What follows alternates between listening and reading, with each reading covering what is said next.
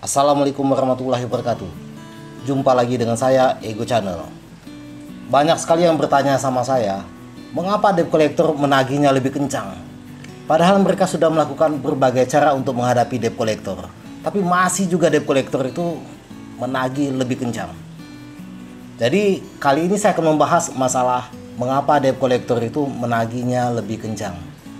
Pada video sebelumnya saya sudah memberitahukan kalau debt collector itu menagih lebih kencang, lebih intens pada bulan Desember, akhir tahun. Memang di bulan-bulan sebelumnya, pada bulan biasa, mereka menagih. Memang mereka menagih sama nasabahnya. Ada tekanan, ada ancaman. Tapi kalau di bulan Desember, Anda harus tahu, mereka dikejar target. Jadi kalian jangan kaget juga, kalau di bulan Desember ini, debt collector nagihnya lebih kencang. Kalau Desember itu banyak sekali pertimbangan. Ada bonus, ada PA, atau dalam istilahnya itu penilaian akhir tahun. Naik pangkat, jabatan, semuanya mencakup. Semua penilaian kerja ditentukan pada akhir Desember. Kalau kerjanya bagus, maka secara finansial mereka akan dapati. Baik itu bonus, dan bisa jadi kalau mereka berprestasi, naik juga jabatannya. Atau pegawai yang masa probation atau masa percobaan bisa langsung dinaikkan jadi pegawai tetap. Saya kasih ilustrasinya seperti ini supaya teman-teman bisa lebih enak ya untuk memahaminya. Debt collector itu kan bekerja dalam 1 tahun itu kan ada 12 bulan. Setiap bulan mereka diberikan target berapa pencapaian yang harus mereka eksekusi, atau berapa nasabah yang bisa mereka tagih. Misalnya tagihannya itu harus mencapai 300 juta. Oke. Setiap bulan tagihan itu tidak capai target, pasti penilaiannya itu jelek. Bulan pertama, bulan kedua, bulan ketiga, bulan keempat, mereka tidak capai target. Dengan tidak capai target, mereka pasti penilaiannya akan jelek.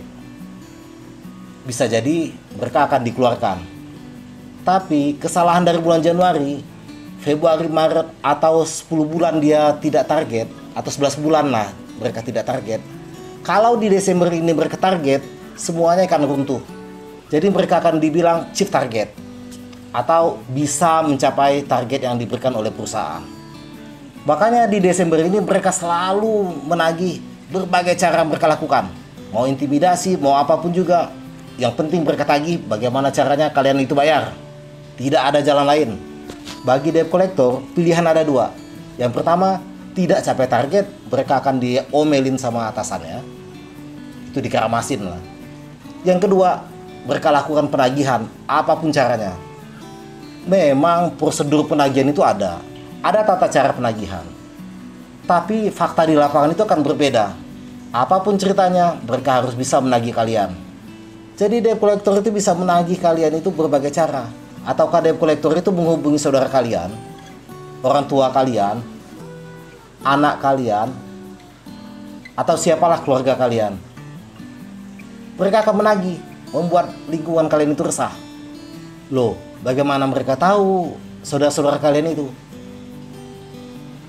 Gampang, zaman sekarang ini gampang. Untuk mencari informasi tentang kalian, itu gampang sekali. Mereka akan melihat yang pertama media sosial.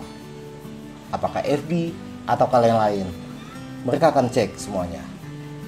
Yang kedua, bisa juga mereka dapatkan informasi itu dari tetangga kalian atau orang kantor, bisa aja. Intinya mereka harus mendapatkan informasi tentang kalian. Dan debt collector selalu mencari kelemahan tentang nasabahnya. Jadi kalau mereka sudah tahu kelemahan kalian, mereka enak menagihnya, negosiasinya itu enak. Itu adalah trik dalam negosiasi. Kalau debt collectornya tidak tahu kelemahan kalian, jadi debt collector akan susah juga buat nagih kalian itu. Makanya kalian harus tetap tenang.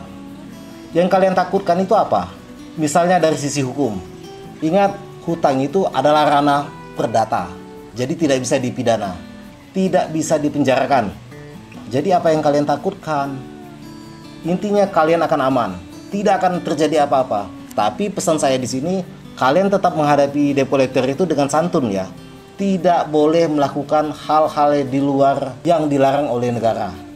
Misalnya kalau mengancam debt collector, awas ya, nanti saya gebukin Anda, saya pukul Anda, saya bacok Anda. Nah itu nggak boleh juga, bahaya juga itu. Itu pengancaman, resiko buat kalian. Tetap santai aja menghadapi debt collector. Sekarang gini aja deh, kalau kalian bingung bagaimana cara menghadapinya, tekanan pada bulan ini atau selanjutnya lah, kalian menggunakan dua cara. Yang pertama, debt collector itu takut sama nasabah yang tahu prosedur hukum. Ingat, kalau kalian tidak tahu hukum, berarti abaikan aja. Yang kedua, kalian pasrah, pasang badan. Itu negosiasi tidak akan bisa apa-apa lagi. Jadi dua cara ini gunakan, dua aja, nggak usah banyak-banyak. Jadi ingat ya, saya pesankan di sini, di bulan Desember debt collector menagihnya lebih kencang, lebih intens. Namanya hutang kan wajib dilunaskan. Masalahnya kan kalau tidak ada uang, mau bayar pakai apa? Yang tidak boleh itu ada uang tidak mau bayar. Oke, mungkin ini saja yang bisa saya sampaikan kali ini. Sampai jumpa di video-video saya selanjutnya. Jangan lupa ya, video saya ini di-subscribe dan dikasih like juga. Kalau ada yang ingin bertanya, silakan tulis di kolom komentar. Nanti insya Allah saya akan jawab. Assalamualaikum warahmatullahi wabarakatuh.